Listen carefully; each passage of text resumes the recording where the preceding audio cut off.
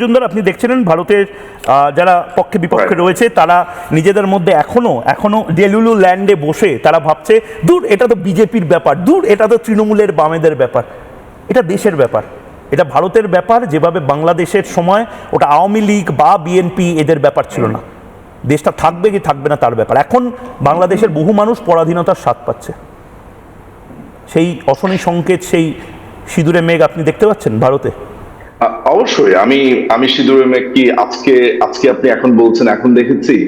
আপনার এই প্রোগ্রামে যদি আমি 50 থেকে 60 বার এসে থাকি, মানে যতবার এসেছি আমি একটা কথা বারবার বলেছি যে এই বাংলাদেশে যেটা হয়েছে সেটা ভারতের দিকে ধেয়ে আসছে। কারণ যুদ্ধটা বাংলাদেশের এগেনস্টে ছিল না, ছিল ভারতের এগেনস্টে। আমি বারবার একটা শব্দ উল্লেখ করেছি ময়ূকদা, আপনি যদি মনে করতে পারেন, দুটো শব্দ, প্রক্সি ওয়ার।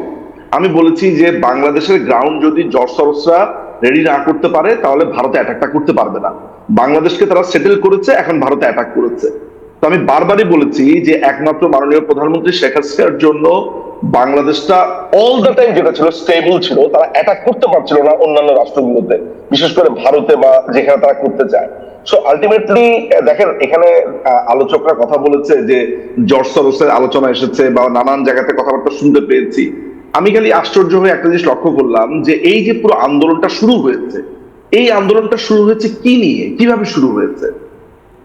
একজন বিচারপতি ছাত্রদেরকে নাকি বা যারা বেকার আছে তাদেরকে নাকি তেলাপোকা বলেছে, এইটা নিয়ে আন্দোলন শুরু হয়েছে। ভালো কথা, যদিও আমি যতগুলো সোর্স ঘাটলাম সেখানে উনি সরাসরি এটা বলেননি, উনি হয়তো বা অন্যভাবে বলতে চেয়েছেন বা বলেছেন, আমি সেই আলোচনাতে যাব না।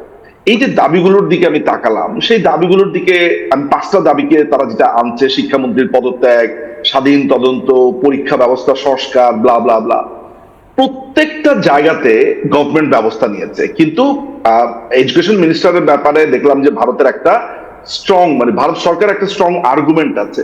দেখেন, আমাদের দেশে হচ্ছে প্রশ্নপত্র ফাঁস বা এইসব ব্যাপার নিয়ে বাংলাদেশ অনেকভাবে সাফার করেছে। এর যতটা না ন্যাচারাল হয়েছে তার পুরোটাই হচ্ছে একেবারে মেকি ভাবে তৈরি করা হয়েছে। আজকে ভারতের যে প্রবলেমটা হচ্ছে, আপনি চিন্তা করে দেখেন যে যুবকরা একটা রোমান্টিসিজমে ভোগে, এই জেনজিরা এক ধরনের রোমান্টিসিজম। কিন্তু আপনি কি, আমার কি মনে হচ্ছে যে টুল কিটটা সেম, যে সোরসের টুল কিটটা বাংলাদেশে ইউজ হয়েছিল?